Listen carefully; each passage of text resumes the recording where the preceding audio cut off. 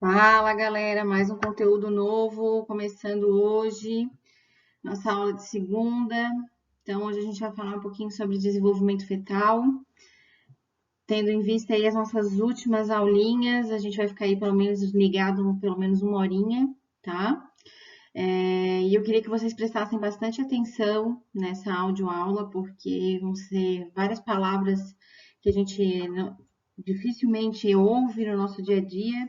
Então, se você for assistir esse áudio, essa audioaula, fique num espaço bem reservado, que você possa realmente se concentrar, que você possa acompanhar o material que você tem em mãos, para facilitar o entendimento da aula de hoje, tá bom? Então, vamos lá. Então, a gente começa a aula de hoje falando que o desenvolvimento fetal durante a gestação é medido em número de semanas, certo? Após a fertilização, ou seja, após o gameta masculino se juntar ao gameta feminino, a gente começa a fazer a contagem dessa gestação em semanas. Isso nós vamos aprender também nas próximas aulas,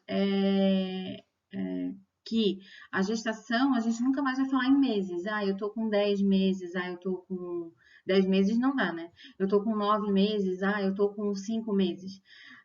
Isso a gente vai falar quando a gente estiver falando com leigo. Quando a gente vai falando entre profissional de saúde, nós vamos falar sempre em semanas. Tá com 42, tá com 40 semanas, ou tá com 38 semanas e 2 dias. Certo? Então, seguindo essa mesma lógica, o desenvolvimento fetal também é por semana, né? Então, vão acontecendo mudanças ao decorrer das semanas de gestação, certo?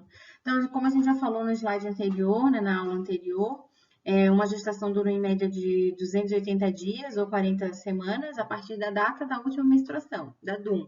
Gravem essa siglazinha que a gente vai usar bastante daqui para frente, tá? Tradicionalmente tem sido calculada como 10 meses lunares, ou em termos de calendário ocidental moderno, 9 meses, né?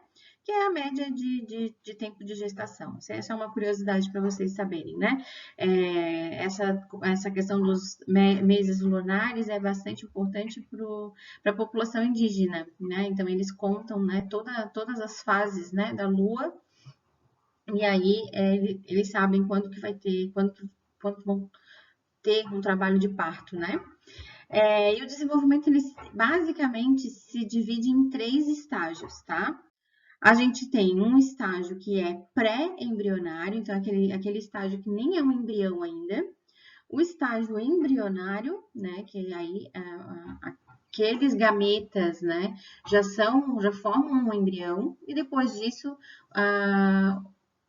esse concepto, né, isso que foi fecundado, que gerou um embrião, vai então se transformar em feto. Então, no período pré-embrionário, ele vai desde o momento da fecundação até a segunda semana de gestação, certo? O período embrionário vai do final da segunda semana de gestação até a 8ª semana. E o período fetal, então, vai da 8ª semana até o nascimento, certo? E tem uma situação importante aqui, que a gente colocou aqui, né, destacado, que é em relação à circulação fetal, né? Então, ela está desde o estágio pré-embrionário até o final, certo? Por quê? Porque é pela circulação fetal que esse feto, esse concepto, né, o que foi concebido através da ligação dos gametas, consegue se manter vivo, né, e consegue se desenvolver. Lembra que eu falei já numa outra aula que precisa de sangue para nutrir o neném, o bebê, o feto, enfim. Então, essa circulação fetal, ela está desde o começo. Então, desde o estágio pré-embrionário, essa circulação existe, tá? Seja pelo endométrio, que está alimentando o pré-embrião e o embrião no processo de nidação, seja pela placenta e pelo cordão umbilical, tá bom? Então, o estágio pré-embrionário, então, é desde o momento da concepção, por isso que a gente fala de concepto, né, daquilo que foi concebido. Então, é a união do gameta feminino e masculino. A gente já falou sobre isso, vocês já sabem agora do que a gente está tratando aqui, certo? Então, após essa questão da concepção, ou seja, após a união desses gametas, né, o óvulo, né, vai ter um núcleo de material genético do pai e da mãe. Então, ele vai ter 23 cromossomos de cada um, certo? Vai ter 46 cromossomos de informação genética do pai e informação genética da mãe. Quando há essa fusão e esse núcleo fica com todo esse material genético de ambas as partes, a gente diz que aquele gameta, aquele óvulo, então, passou a ser chamado de zigoto, certo? Então, o zigoto, ele vai descer até o útero, e isso, então, acontece lá na porção da tuba uterina ainda, tá? Quando ele já chega ao útero, ele já chega com essa característica de zigoto, certo? Então, ele desce até o útero, né, empurrado através da tuba, né, da tuba uterina pelos cílios da tuba, né, e passa por um processo que a gente chama de clivagem. Então, de 2 células ele passa para 4, de 4 ele passa para 8, de 8 ele passa a 16. Então, isso é uma clivagem. As células vão se multiplicando e vão fazendo divisões, certo? Então, depois de 72 horas, ou seja, 3 dias depois, né, que houve, então, essa fertilização, né, o zigoto fica como se fosse uma pequena amora, que passa, então, a se chamar de mórula, né, quando, então, ele chega até o útero e se mida na parede do endométrio, certo? Então, vamos lá. Quando está lá na tuba uterina, certo? Ele chega, então, chega a ser só o gameta masculino e o gameta feminino. Então, há uma fusão entre eles. E quando há o encontro da parte genética do espermatozoide e a parte genética do óvulo, esse óvulo fecundado passa a se chamar zigoto. O zigoto ele vai sendo empurrado pela tuba uterina até chegar ao útero, e como ele já está em vários processos de clivagem, várias multiplicações, ele chega então a uma amórula, uma pequena amorinha cheia de gruminhos, que então vai facilitar o processo de nidação. Com a contínua divisão celular, né, com a contínua clivagem, ele vai modificar a sua estrutura, né, e vai passar então essa amórula a ter um espaço oco preenchido por um líquido, e aí então ele vai mudar de nomenclatura, ele vai passar a se chamar blastocisto. Vou explicar melhor aqui nessa figura, certo? Então aqui a gente tem o óvulo, certo? Que foi jogado para fora, né? E que então passa a ser disponível para ser fertilizado. Acontece a fertilização, então, e aí começa então a fusão, né, das informações genéticas do pai e da mãe. Quando acontece a fusão, duas coisas se tornam uma só, a gente tem o que a gente chama de zigoto. Esse zigoto, ele vai descendo, acompanha aqui também, ó, aqui na tuba. Ele vai, então, passando por processos de clivagem, ou seja, de divisão, né? Então, aqui ele é uma célula única, agora ele passa a ser 2 células, depois ele vai passando a ser 4 células, e ele vai chegando já diferente de quando ele estava aqui, certo? Então, ele vai chegando no útero já como uma amora, como uma amórula, com várias divisões celulares. E aí, então, a hora que ele, então, se fixa aqui na parede do endométrio, né? E aí começa, então, o processo já da circulação fetal, alimentando essas células. E aí, essa mórula, então, ela muda, né? Ela muda de conformação, ela muda de característica, e ela fica, então, desse jeito. Algumas células ficam aqui juntas, esse espaço aqui fica oco, né, com líquido, e aqui tem outras células, né, que vão ser chamadas de trofoblasto. Cada célula tem a sua função específica no desenvolvimento fetal, certo?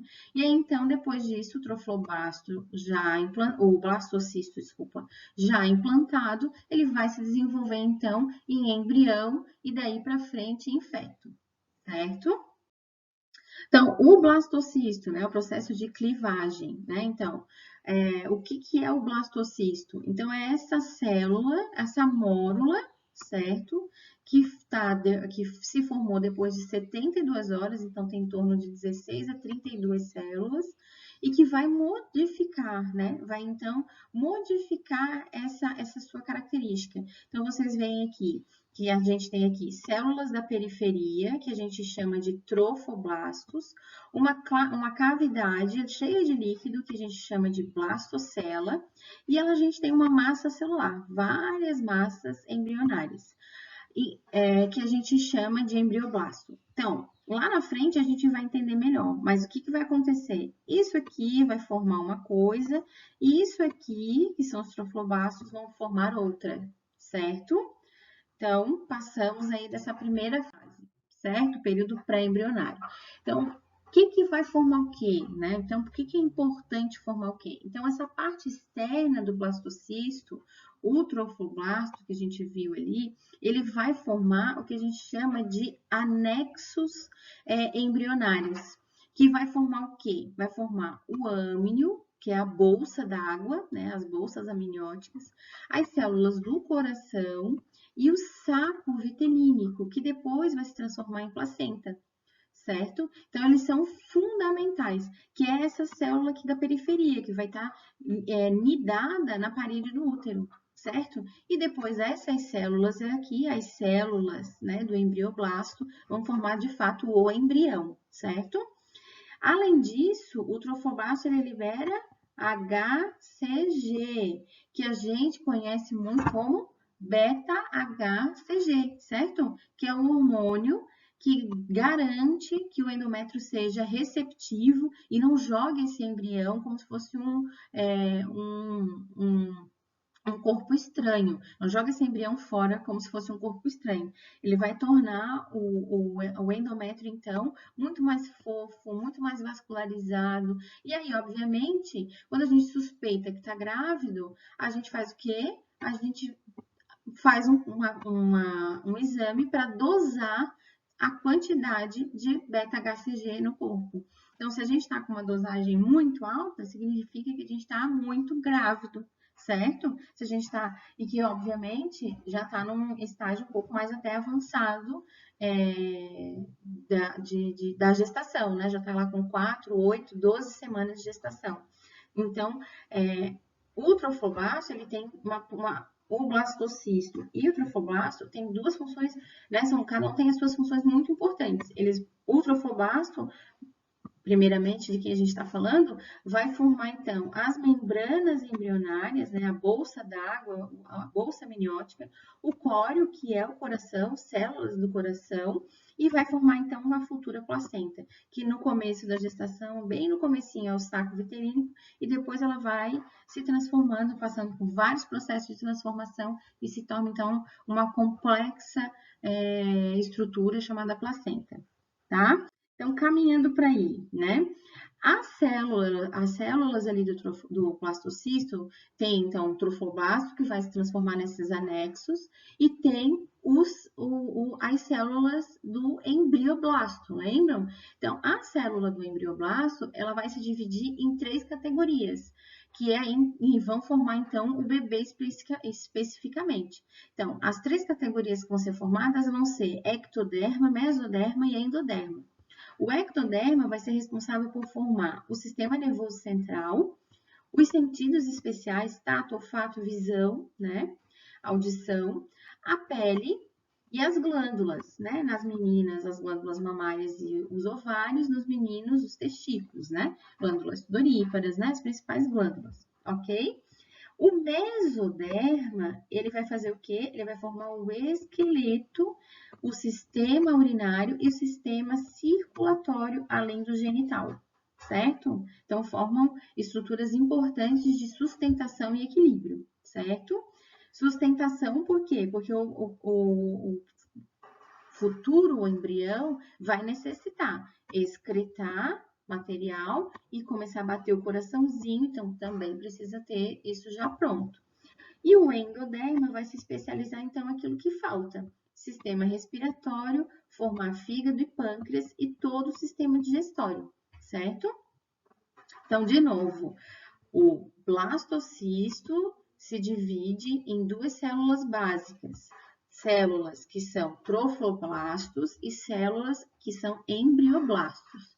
Trofoblastos vai formar membrana amniótica, coração, né, o córeo, que vai ser as células precursoras do coração, e vai formar o saco vitelínico, que depois vai ser a futura placenta.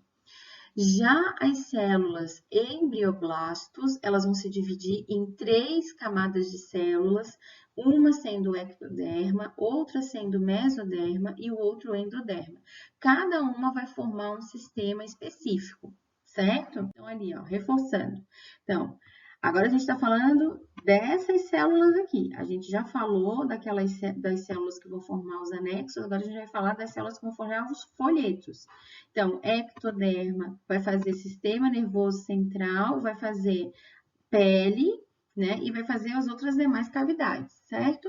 O mesoderma vai fazer, então, derme, vai fazer músculos, ossos e trabalhar no sistema circulatório genital. E o endoderma vai trabalhar, então, no sistema digestório e no sistema respiratório. Ok? Então, só reforçando o nosso slide anterior. Aí, então, já que a gente decidiu quem vai fazer o quê, a gente sai de uma fase pré-embrionária e passa para uma fase, então, embrionária, de que é o quê? Todas essas células trabalharem realmente para formar aquilo que precisam formar, né? Então, todas as células do ectoderma trabalhar para formar o sistema nervoso central, trabalhar para fazer a pele, trabalhar para, né? E o mesoderma trabalhar para fazer o esqueleto. Então, agora é hora para botar a mão na massa. Agora que a gente já dividiu a tarefa, cada um vai botar sua mão na massa, certo? Então, no período embrionário, ele começa, então, a partir do 15º dia, né? Então, a gente está falando aí de 2 semanas, aí até, então, a 8ª semana de gestação, 2 meses de gestação, que é todo o período embrionário, certo? Então, ela vai formar essas estruturas básicas de todos os principais órgãos do corpo e as principais características externas, né? Desculpa, gente. Que vão ser concluídas durante todo o período de concepção, certo? Então, vai sendo, então, melhorado o lado do âmnio, né? Essa membrana protetora cheia de líquido amniótico que vai proteger o bebê, formado pelo ectoderma, né? Então, o saco gestacional se forma para auxiliar na transferência de oxigênio e nutrientes entre o embrião, até que todas as estruturas estejam formadas. E à medida que a gestação vai avançando, esse saco ele se atrofia e vai sendo incorporado ao cordão umbilical. Então, o saco gestacional e o âmnio vão formar uma bolsa cheia de líquido amniótica que protege o bebê, um embrião flutuante. À medida que o bebê cresce, essa bolsa cresce, esse cordão cresce e a placenta também cresce, certo? E aí, obviamente, quando ele se tornar um feto, é essa bolsa que vai estourar e que vai dar indícios de que o bebê está em vias de nascer, ok? Então, aí, ó, um desenvolvimento total, né, desde o período de zigoto até o período fetal, né, escalonado em semanas. Então, entre a primeira e a segunda semana, então, a gente tem o que a gente chama de zigoto. A partir da terceira semana, então, o sistema nervoso central começa a ser criado e vai até o final da gestação, até o 38ª semana. O coração começa, então, ali no meio da terceira semana e vai se formar completamente só lá na 8ª semana de gestação. Os membros superiores também vão sendo formados no finalzinho da terceira semana para começo da 4ª semana e também já vão ser formados, né, completamente formados até o final da 8ª semana, junto com os membros inferiores, né, que acabam só um bocadinho de dias aqui a menos que os superiores. Então, vocês conseguem ver, ó, então, os olhos aqui no meio da 4ª semana e vão até o final, então até o dia final. Inclusive, os olhos eles vão ainda além do parto. Ele ainda vai sendo melhorado depois que a criança nasceu, certo? Então, conseguem perceber que pouca coisa acaba sendo criada, né? Aliás, nada é iniciado a partir da 9ª semana de gestação. Tudo é só melhorado, porque tudo se iniciou na fase embrionária. tudo iniciou aqui nessa fase, certo? Conseguem perceber? Nada iniciou aqui. Tudo só se manteve, ou seja, até passado o período embrionário, tudo que precisava ser formado já foi formado. Então, a partir da 8ª semana, ele só vai ser qualificado, só vai haver melhoria naquilo que já foi formado, ok? Então, nessa fase, né, então, vai sendo criado um volume importante de líquido amniótico, e esse líquido, quanto, né, em equilíbrio, obviamente, ele não pode nem ser pouco e nem ser muito, mas ele é que determina o bem-estar fetal, né? O bebê ingere esse líquido constantemente, né? Ele bebe esse líquido e de uma fase para frente, ele começa a excretar esse líquido depois que o sistema urinário está pronto, né? Enquanto a placenta ela está se desenvolvendo, o que acontece lá no fim da 2ª semana, o cordão umbilical é formado a partir do âmnio, né? Essa é uma linha vital que vai ligar bebê, né, e mãe, certo?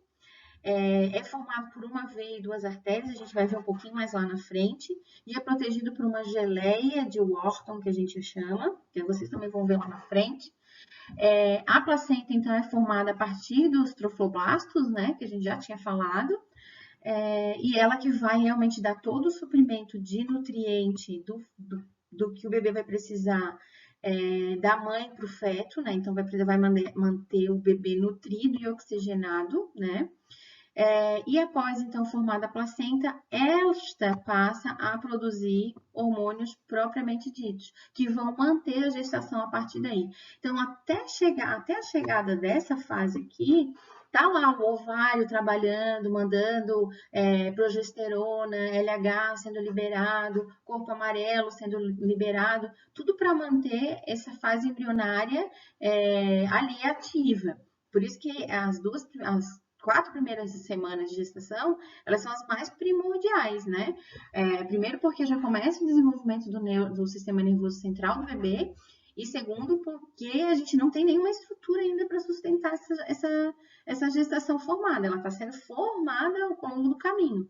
Então, a partir do momento que o concepto sai da fase de embrião para a fase fetal, ela é mais significativa, a mulher começa a apresentar mais sintomas de gravidez, se ela ainda não sabe que está grávida, né? Porque aqui nessa fase, é a fase em que ela está na fase da probabilidade, está tendo amenorreia, está tendo entumecimento das mamas, mas ela ainda não sabe, porque ainda está muito cedo. Então, daqui para frente, é onde ela vai encarar os sinais de certeza, certo? Vai ter um aumento da produção do beta-HCG, vai ter uma alta concentração desses hormônios na concentração sanguínea, e aí, então, ela vai conseguir lá, com 8 semanas, já fazer a primeira ultrassonografia transvaginal, porque o bebê é muito pequititinho, e aí o que acontece é que a gente vai ver lá o coraçãozinho, aquele pequeno bebezinho lá sendo formado, e aí, a partir de agora, amadurecendo todas as estruturas que foram fabricadas no período embrionário.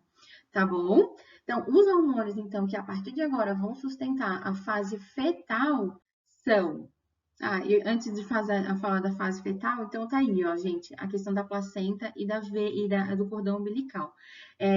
Então, né, aqui eu tô só demonstrando para vocês, né, a ligação. Então, a placenta, ela tá ligada à mãe e que liga o bebê, certo? A partir do momento que há um corte, essa ligação se cessa.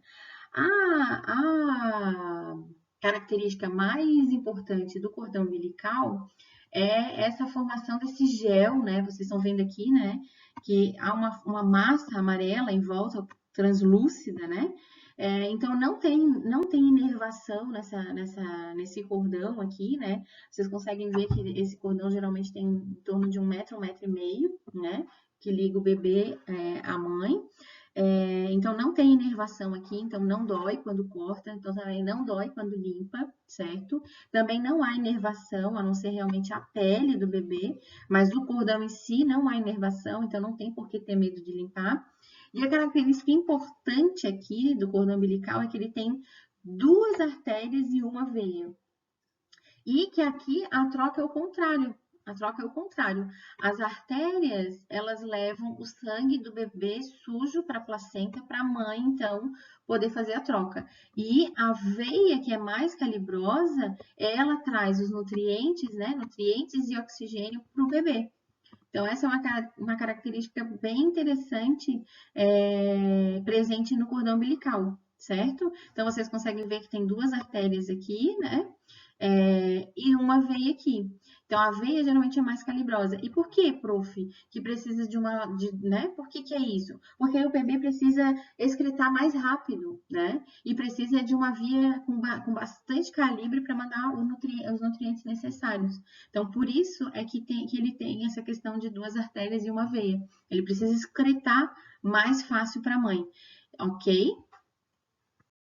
E aí, aqui, a questão da placenta, é importante vocês observarem que a placenta ela tem dois lados, certo? Então, essa primeira foto que vocês estão vendo aqui é a face materna da placenta. É onde a placenta está colada no útero, certo? E essa parte que vocês estão vendo aqui, ó, com o cordão umbilical, né, para cima aqui, essa aqui é a face fetal.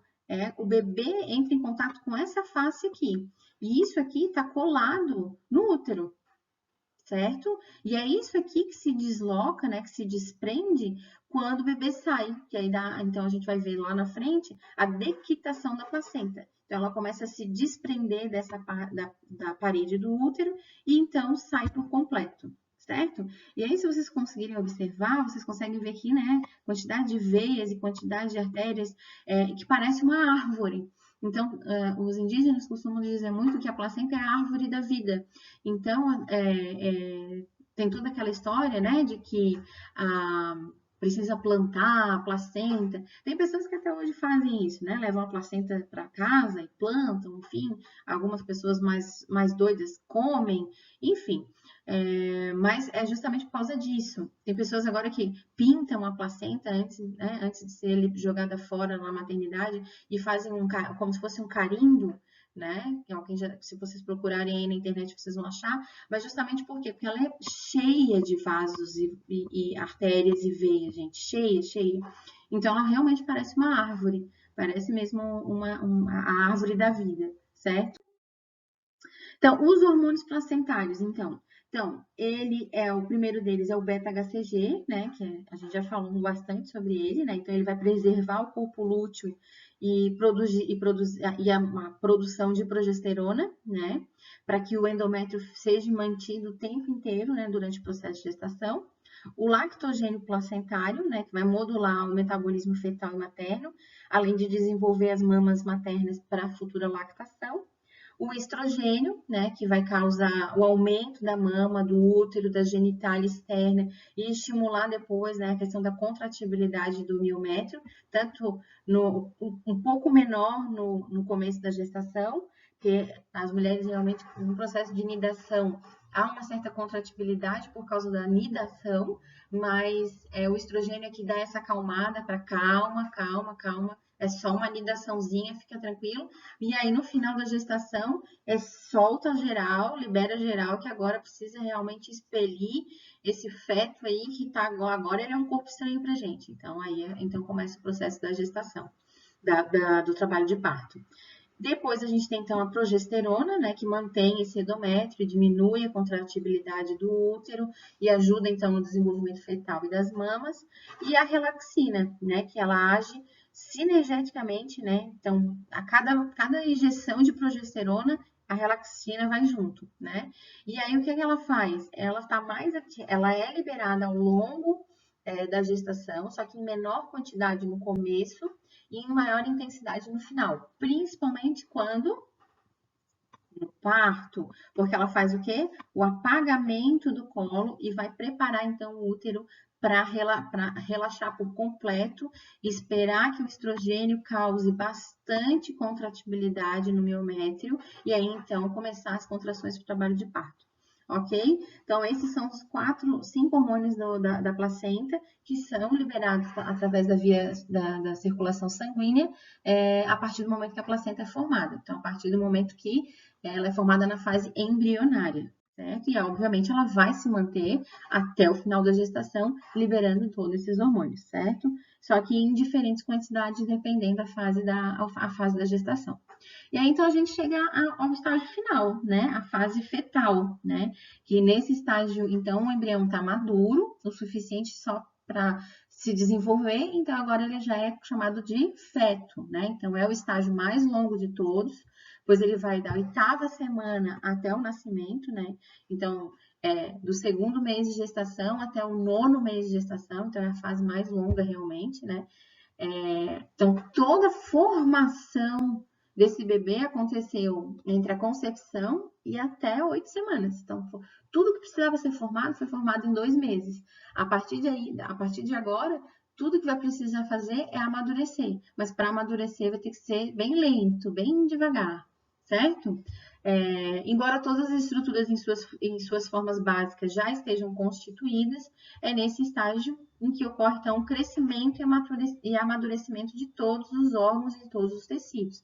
Porque, justamente, são muitas estruturas, né, gente? É muita coisa. É pele, é cílio, é pelo, é fígado, é pâncreas, é gônada, né, formação genitália. Então, é muita coisa realmente que vai precisar amadurecer. Então, precisa realmente ser um espaço, um período de tempo mais longo mesmo. Aqui eu coloquei para vocês opa, agora já fechei. Mas aqui eu coloquei para vocês um vídeo que eu vou deixar lançado lá no clipe, como eu faço com qualquer outro vídeo que eu coloco nas minhas apresentações, que fala desse passo a passo do desenvolvimento fetal, certo? É um vídeo bem explicativo, assim, só que ele leva um pouquinho mais de tempo, porque ele fala de todas as fases, e como ela foi uma junção de uma coletânea, então vocês vão ver uma primeira fase, aí vocês vão ver os créditos, aí daqui a pouco começa a segunda fase, aí vem o crédito. Então eles colaram um videozinho em outro, mas vocês conseguem acompanhar tudo isso que eu falei, né, em relação aos estágios de desenvolvimento fetal. E aí, para a gente finalizar hoje, eu achei até que ia ser um pouquinho mais longo, mas a gente até que conseguiu avançar assim em relação às imagens. Eu me tinha que seria muito mais conteúdo na minha cabeça, mas eu botei bastante imagem para tentar ser bem clara nas minhas explicações, já que os nomes são mais complicados e tudo mais. Mas a gente está, então, finalizando com 4 pontos importantes, né? Que o primeiro deles então, existem diferentes fases do desenvolvimento, né? Fetal. Então, tem o estágio desenvolvimento fetal ali, tá, gente? Não é desenvolvimento embrionário. Existem diferentes fases do desenvolvimento fetal. Então, tem o estágio pré-embrionário, a fase embrionária e o estágio, né, e o desenvolvimento fetal em si, certo? Ponto 2, existem diversas modificações celulares nesses processos, né? E há diversas formas do produto da concepção se tornar feto. Então, o que eu estou querendo dizer aí? Que a gente tem aí trofoblastos, tem embrioblastos, tem o blastocisto, então são várias estruturas que cada uma delas vão formar uma parte que, juntando todas, fazem a concepção total, né? Fazem a orquestra inteira. Certo? Então, só um violino ou só um maestro não vai fazer não vai tocar nada, né? Mas um violino, um maestro, o cara com trombone, o cara da bateria, aí a gente faz música, certo? Então, cada uma das estruturas formam, né, a gestação em si, certo? Ponto 3, que a placenta ela não é só um órgão de ligar a mãe e bebê, né? Ela também é um órgão vital. Se ela não existir, ela não liga mãe e bebê e, muito mais do que isso, ela não passa nem nutrientes e nem oxigênio. Então, ela precisa estar realmente bem desenvolvida e bem colada à parede do útero. Se ela também não estiver bem colada, e a gente vai ver isso um pouquinho mais lá na frente, né, que é a questão da placenta prévia, do descolamento prematuro de placenta, desculpa, isso pode afetar também a nutrição do bebê, a oxigenação do bebê, e isso pode trazer malefícios para o desenvolvimento fetal, certo? E o ponto 4 é que a circulação fetal, né, também é outro ponto importante, né? Ela é criada através do cordão umbilical, mas que ela está desde o começo, então desde a fase pré-embrionária, já existe circulação fetal. E que com o passar de semana, ela acaba sendo melhor desenvolvida. Então, o bebê é nutrido pelo endométrio no começo, depois aquele saco uterino vai se tornando, né, aquela estrutura primária, ela vai se tornando, o cordão umbilical vai se tornando a placenta e cada vez vai ficando melhor, né, essa ligação. Mas a circulação fetal acontece desde o começo, né? E que o cordão umbilical é formado por 2 artérias e uma veia, e que a circulação das 2 artérias e veias são diferentes no corpo humano, né? Que a gente sabe que a artéria leva sangue oxigenado e que a veia leva sangue venoso, né? Sangue não oxigenado. No cordão umbilical é diferente. As 2 artérias é que levam sangue não oxigenado do bebê para a mãe e a veia é que traz sangue oxigenado da mãe para o bebê, certo? É isso, gente. Deixo aí para vocês uma mensagenzinha final, como eu sempre faço em toda a minha aula, né? Eu desejo para vocês um bom começo de semana e não esqueçam que hoje à noite, às 20 horas, a gente tem live para fazer o exercício juntos, tá? O exercício da última aula, que foi sobre gestação. Valeu? Até mais. Tchau, tchau.